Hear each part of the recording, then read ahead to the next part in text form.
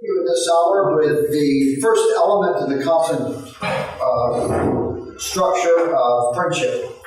Сейчас в этом занятии мы хотим продолжить первым элементом этой структуры душепопечения – это дружба. And we want to see how that is reflected in the life of the Apostle Paul. И мы хотим, как это, в принципе, отражается в жизни апостола Павла.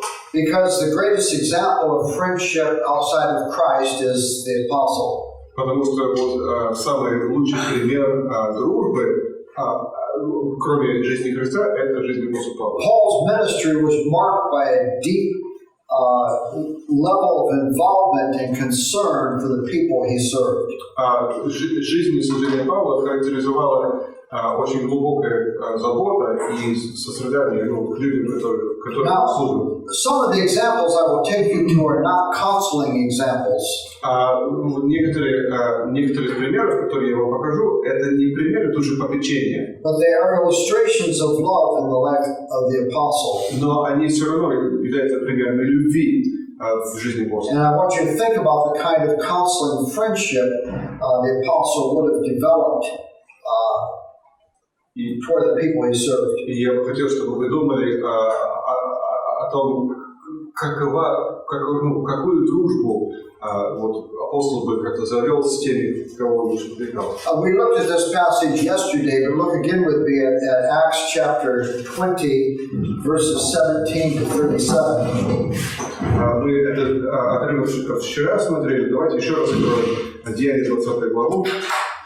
And you see the deep level of involvement that the apostle had with the people that he served. И там увидим глубокую степень вовлечения в жизнь людей, кому апостол служил. He was engaged with them daily, going from house to house. Он с ними занимался ежедневно, ходя по домам. Teaching them and pouring out his heart to them, even with tears. Уча их и изливая сердце свое им даже со слезами. And no wonder when they said farewell to him, they wept, knowing they would never see his face again. И неудивительно, что когда они прощались с ним, они плакали, потому что знали, когда поняли, что больше его не увидят. Because he was not a detached ministry professional, he was one who had poured his life into their lives. Потому что это был не отстраненный такой профессионал по служению. Нет, он вливал собственную жизнь в их жизнь. Again, I'm going to turn you through a number of passages of Scripture that we won't read, but you can put them in your notes and look at them as you look over your notes later. Я опять обращу ваше внимание на несколько мест Писания, которые я не буду читать, но вы можете потом сами. But in 2 Corinthians chapter 4, 17 through 12, 2 Коринфянам 4, 17 по we get 7 по 12. We get a picture of how Paul poured himself out in ministry for the people that he served in the gospel. Там мы получаем картину того, как Павел себя отдавал для тех, кому служил в Евангелии. So he was willing to be hard pressed and persecuted for their sake. То есть он готов был терпеть всякие гонения и сложности, испытания ради них. He was willing to be struck down and given over to death. Он готов был, чтобы его быть убитым, отданным на смерть.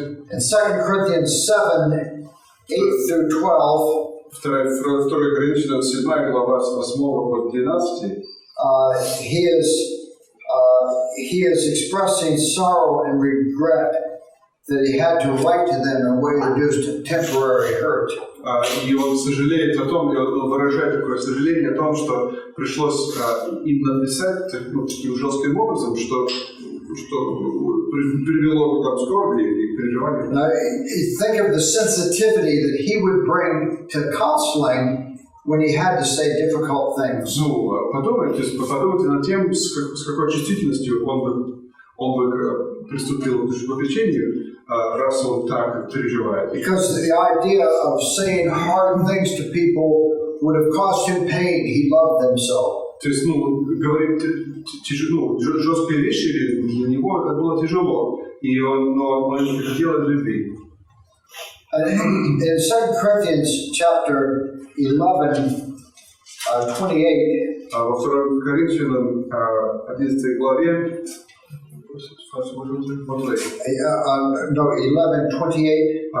11 глава, 28 стих. In this context, he's been talking about his sufferings. В этом контексте он говорил о своих страданиях. And how he was in prison for the gospel. О том, как он был заключен в тюрьме. And how he was willing to be beaten and flogged. Как он готов был, чтобы его били. 5 times he had received 39 lashes. 5 раз он получил 39 ударов. I mean, people would die as a result of a single scourging. От одного такого удара люди умирали. Because the barbs and the scourge would rip open the flesh on a man's back. Потому что эти щипы на хлисте, Can you imagine Can you imagine the scar tissue on his back? Вы можете представить, какие шрамы были? And so he suffered all his dangers that he lists. И он потерпел все эти опасности, которые он перечисляет. He's been without sleep and hungry and cold and naked. И он был без сна, и ему было холодно, и он был наг. And subjected to all kinds of dangers. И он подвергался всяким опасностям. And then you have this phrase, he says, and on top of that, I've had the pressure of my concern for the churches. И вот он говорит, что кроме посторонних приключений, у меня ежедневно стечение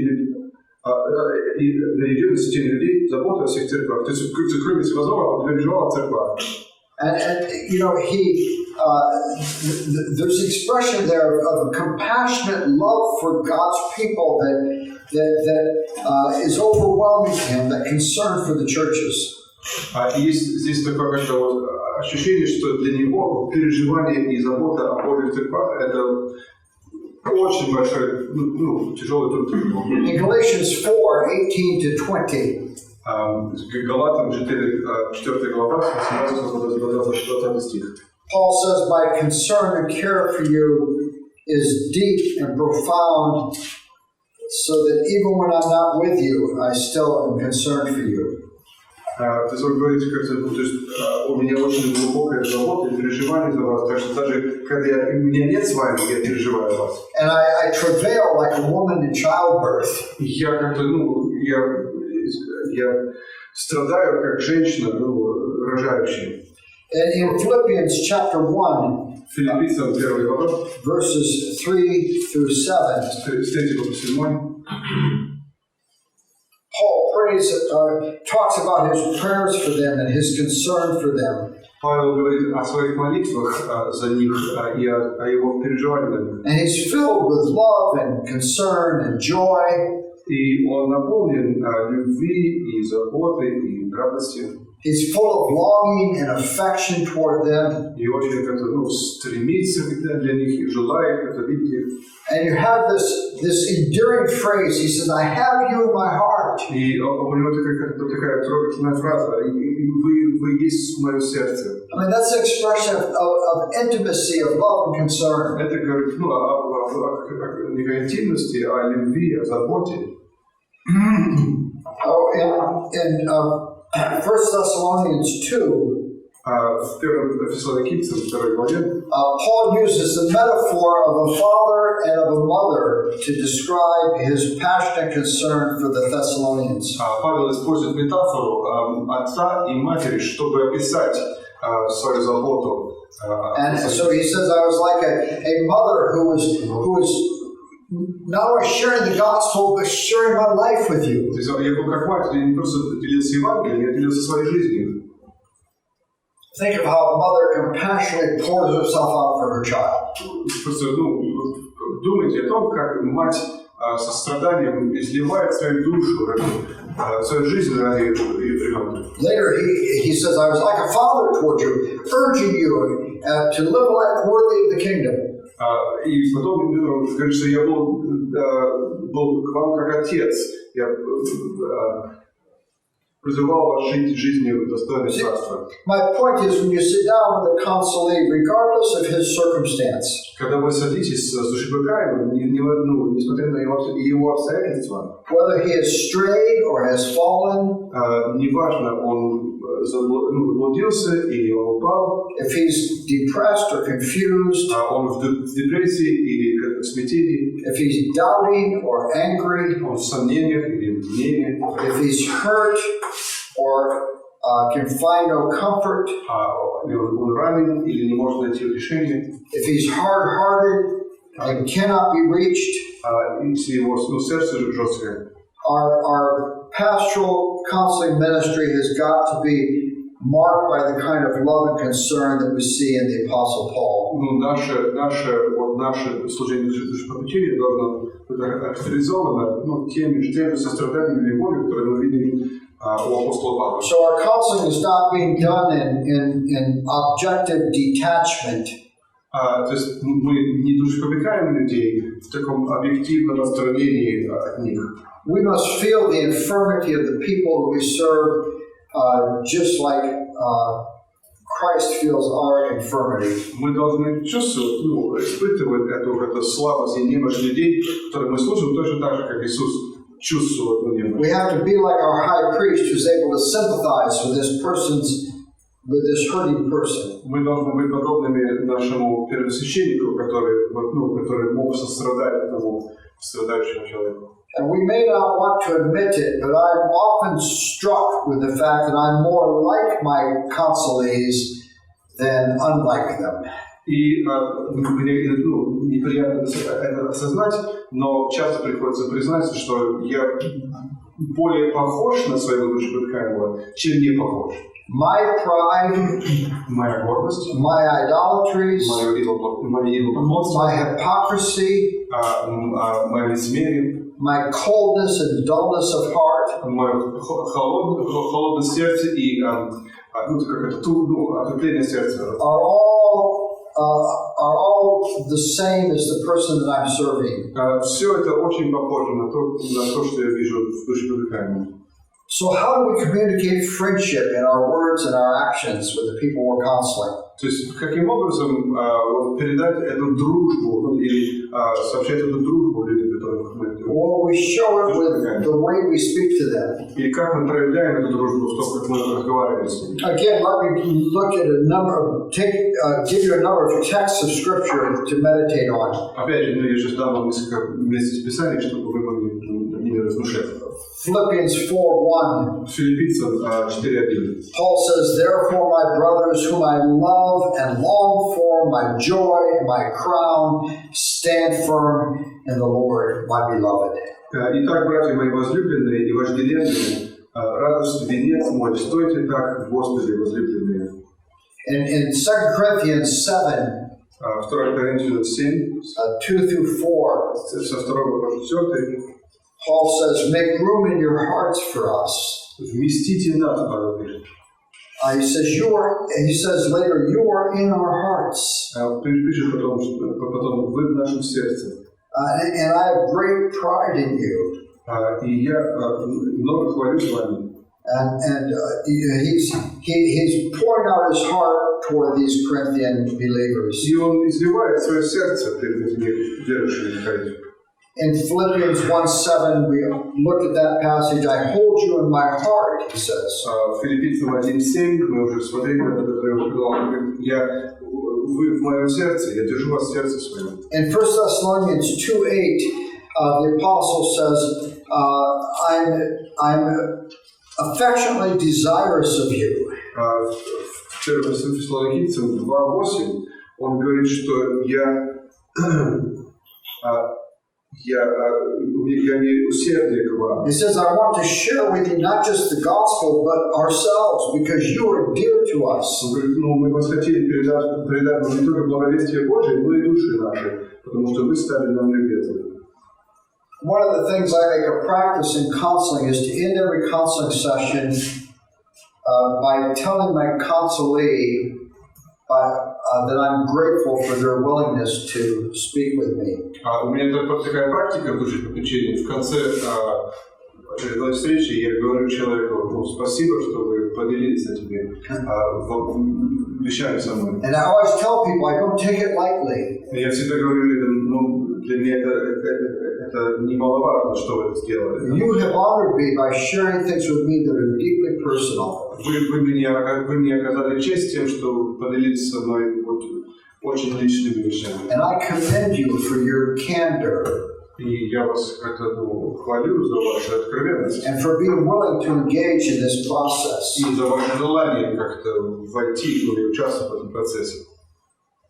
I think we show our love also in our prayers for our counselees. Я думаю, мы проявляем любовь также в молитве за душепопечения. Let them hear you pray for them. Пусть они слышат, как вы за них молитесь.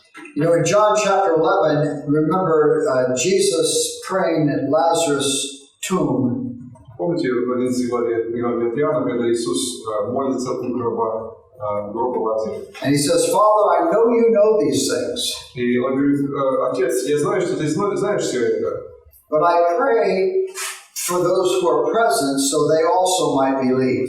Но я молюсь ради тех, кто присутствует, чтобы они тоже могли уверовать. He prayed in a way that was designed to engender faith in the people who were hearing him pray. Он молился так, чтобы побудить веру в тех, кто слышит, как он молится. And I want to just give you some texts of some of Paul's prayers for the saints and urge you to meditate on these prayers. Я бы хотел дать вам несколько примеров того, как Павел молился о святых. In Ephesians chapter 1, 15 to 23, Ефесянам 1 главе, с 21-23.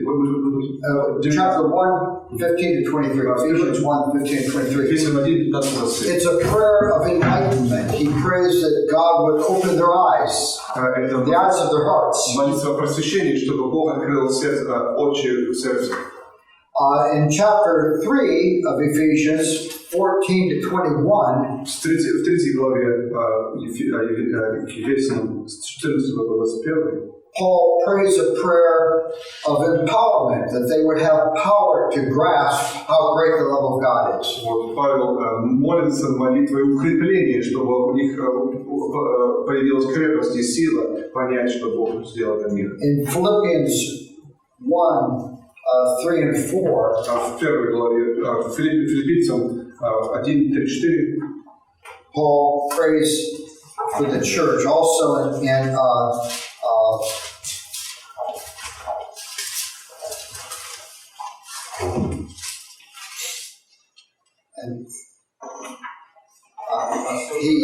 he gives thanks for them. Филиппийцам 1 глава, Philippians 1, 3 and 4. 3-4. And he is, notice in verse 6, he assures them that God is going to carry on his work in them to completion.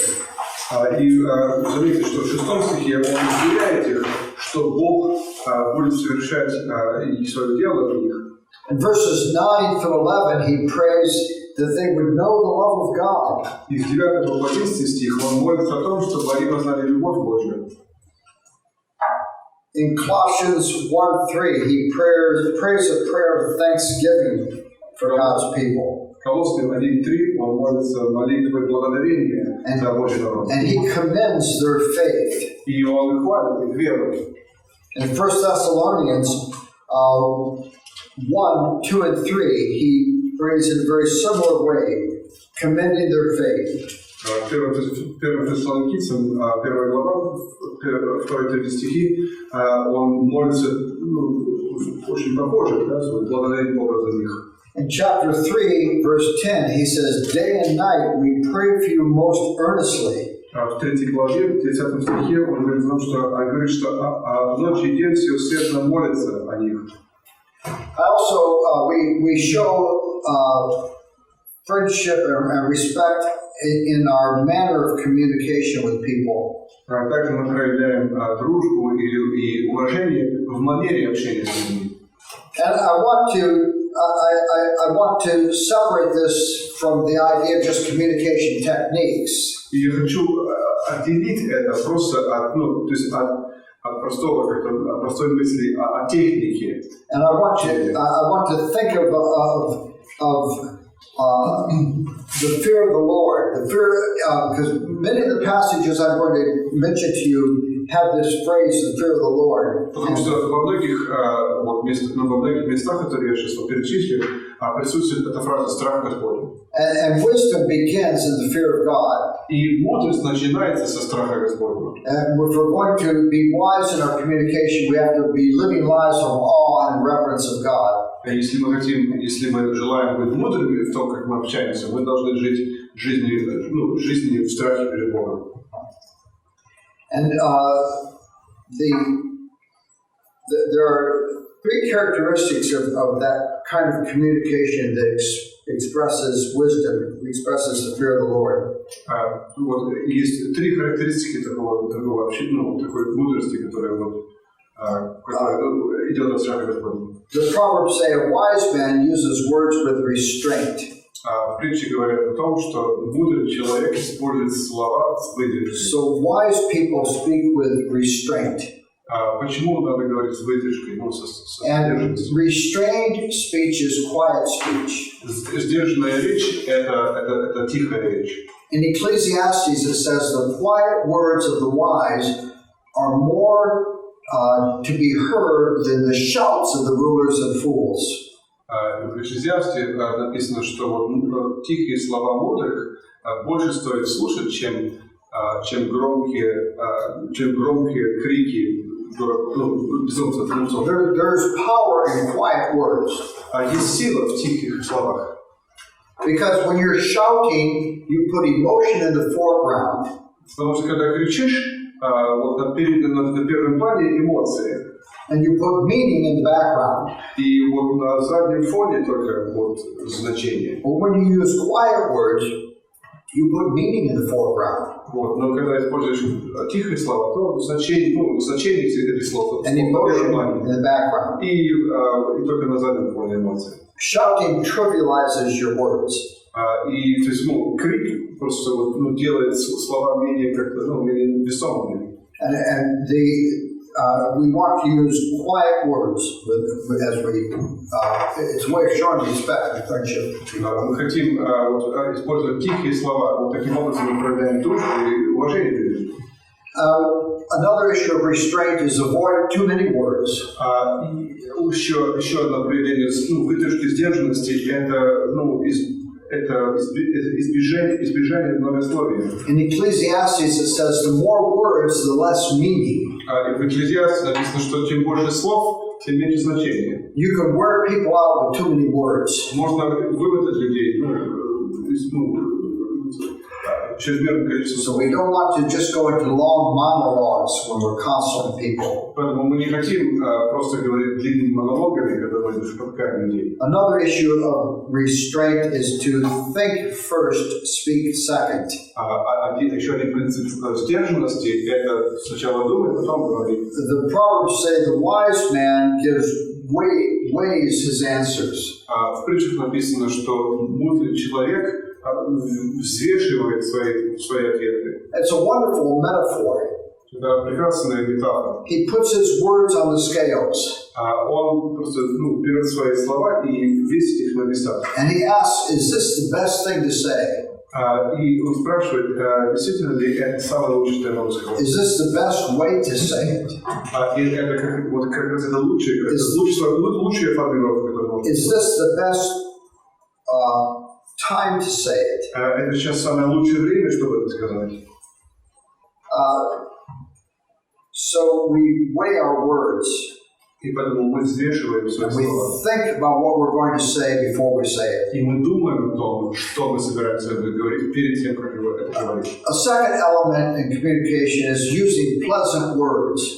Еще второй элемент в общении – это использование употребление приятных слов. The Proverbs remind us in chapter 16 that pleasant words promote instruction.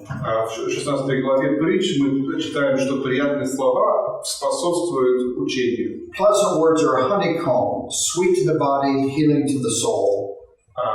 Приятные слова – это соты меда, приятные для тела, исцеляющие для души. So we want to use pleasant words when we're counseling people. Мы хотим использовать приятные слова, когда мы помогаем. The words of a righteous man's mouth are a fountain of life, Solomon says. Вот слова праведника – это фонтан жизни, источник жизни. Think of your words as a fountain. Вот рассматривайте свои слова как будто фонтан. And you want the water from that fountain to be sweet water, life-giving water. Вы хотите, чтобы вода из этого фонтана, который идет, была сладкой и жизнедающей водой. So we want to use pleasant words because pleasant words promote instruction. Мы хотим использовать приятные слова, потому что приятные слова способствуют учению. The third element I want you to think about is the goal of communication has got to be understanding the person with whom I'm speaking. И третий элемент общения – это что цель общения – это понимать человека, с которым мы общаемся. Now, if I ask you if you have good communication skills, так, если я вас спрошу, есть ли у вас хорошие навыки общения? most people think of their ability to express their ideas. Большинство людей думает о своей способности выразить свои идеи. But the finest art of communication is not the ability to express your ideas, it's the ability to understand the person with whom you're speaking. Но самое тонкое искусство общения – это не способность выразить собственные идеи, но способность понять, что говорит другой человек, идеи другого. Proverbs 18 says, "The fool does not find pleasure in understanding, but in airing his own opinion." Притчи 18 глава, 13 стих. 18:2, "The fool finds no pleasure in understanding, 18.2. but delights in airing his own opinion." Безумно не получает удовольствие в понимании, но любит творить собственное мнение. It's so easy to have conversations where our focus is on what we want to say rather than understanding the person with whom we're speaking. Очень часто это есть, то есть бывают такие ситуации, где мы просто очень хотим что-то сказать и не хотим слушать, как вы говорите. When you delight in understanding your counselee, you're expressing love for them. И когда ты получаешь удовольствие в попытке понимать душепопечения, тогда как раз ты выражаешь любовь. You're saying to them, "I love you enough to care about what you think." Ты говоришь им, я настолько тебя люблю, что мне не все равно, что ты думаешь, мне интересно, что ты думаешь. I love you enough to want to understand you. Я люблю тебя достаточно, чтобы желать тебя понимать. I love you enough to ask you good questions. Я люблю тебя настолько, что я хочу задавать тебе хорошие вопросы. And delighting in understanding encourages your counselee to speak. И если ты когда радуешься, когда именно этой возможности понимать, то это уже ободряет опекаемого говорить. Because they have a sense this person is interested in what I have to say. Потому что они получают такое ощущение, что этому человеку интересно слушать, что я говорю. If they believe you are interested in what they have to say, they will be much more free to speak to you. И если они верят, что тебе интересно слушать, что они хотят сказать, то гораздо интереснее и гораздо охотнее они будут с вами что-то говорить. And listening carefully to what they say will help you understand them. И вот осторожное слушание того, что они говорят, поможет тебе понять, что они тебе говорят. Because without understanding them, you may miss things that are the most important on their minds. Потому что если мы неправильно их поймем, то мы можем просто пропустить как раз самое важное, что у них на уме. Proverbs 20 says, "The purposes of a man's heart are deep waters, and a man of understanding draws them out." То есть написано в притчах, что сердце человека или мысли человека это глубокие воды. То есть 25, то есть 20 глава, 5 стих, замыслы человеческого сердца – это глубокая вода, но разумный человек их вытаскивает. And drawing out those deep waters is an important part of counseling. Полностью в сердце человека глубокие воды, но человек разумный вычерпывает их, Drawing out those deep waters is an important part of counseling. И как раз вот вычерпывать вот из глубоких вод это очень важная часть душепопечения. Unconditional love and acceptance are necessary to make your counselee feel safe. И безусловная любовь и принятие необходимы для того, чтобы душепопечитель чувствовал себя в безопасности. Make them feel that they can share their deepest, most confusing thoughts. Дайте ему ощущать, что они могут делиться своими самыми тяжелыми и запутанными мыслями. And you can, if you love and accept people, they will be able to express themselves, more able to express themselves. Если вы любите и принимаете людей, им гораздо легче будет быть самим собой и выражать свои переживания. Drawing out those deep waters means asking good questions. И вычерпывать эти глубокие воды, это значит задавать хорошие вопросы. So I want to ask qualitative questions. Я хочу задавать такие качественные вопросы. Вопросы, Questions that deal with attitudes. Вопросы, которые касаются их отношения к чему-то. So I don't want to ask questions that can be answered yes or no. Я не буду задавать такие вопросы, на которые можно отвечать да или нет. And I found that a great question to ask people is help me understand. Я нашел, что очень хороший вопрос – это помоги мне понять. And I can help me understand whatever it is that I'm wondering about. Help me understand. То есть просто помоги мне понять, о чем ты говоришь, или просто помоги мне понять. See, if I say, why do you feel that way? That puts them on the defensive. Если ты скажешь, почему ты так чувствуешь? Это сразу как-то заставляет их закрыться и самооборону. Help me understand is a much more open question. Но помоги мне понять, это гораздо более открытый вопрос. And be prepared to facilitate the process of communication. И будьте готовы способствовать этому процессу общения. If you ask a question, your counselee says, I don't know. Если задаешь вопрос, и душепопечитель говорит, я не знаю. Or seems to have trouble matching words with his thoughts. Или ему трудно как-то найти слова, которые соответствовали бы его мыслям. Then ask questions. Тогда задавай вопросы. I think sometimes you can give people multiple choice. Иногда можно давать варианты ответа. So you can say, well, is it this, or could it be this, or could it be this? Ты можешь сказать, это, то есть это вот так, или вот так, или вот так. And that gives, sometimes we'll say, well, it's a little bit of this, a little bit of that. И иногда ты скажешь, вот немного вот так, и еще немного вот так. But you want to draw out those deep waters that are within the counselee. Хочется вычерпывать такие глубокие воды, которые есть внутри душепопечителя. And of course, the fruit of the Spirit is another perspective through which we can establish friendship with people. If you think of the fruit of the Spirit in Galatians 5, плод Духа – это тоже одна перспектива, или это один способ понять душепопечителя. when we walk in the Spirit, we exhibit love for others. Когда мы ходим в Духе, то мы проявляем любовь к другим. We exhibit joy and peace, Мы проявляем мир и радость, patience and kindness, долготерпение и доброту. goodness and faithfulness, Доброту и верность, gentleness and self-control. Нежность и самообладание. So that we're self-consciously and intentionally exhibiting the fruit of the Spirit as we interact with people we're counseling. То есть мы намеренно проявляем плод Духа, когда мы имеем дело с душепопечителем.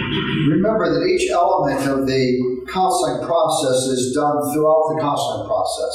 Помните, что каждый элемент процесса душепопечения присутствует на каждой стадии процесса. So establishing a relationship in which you demonstrate yourself to be a friend will be a major focus in the beginning of the counseling. Ну, конечно, то есть вот наладить дружбу с этим человеком, показать себя другом этому человеку, это будет очень важно в начале процесса. But that practice of friendship is something that continues and deepens throughout the constant process. Но эта практика дружбы, это то, что продолжается и углубляется на протяжении всего процесса. And effectiveness as a counselor will require a relationship of trust.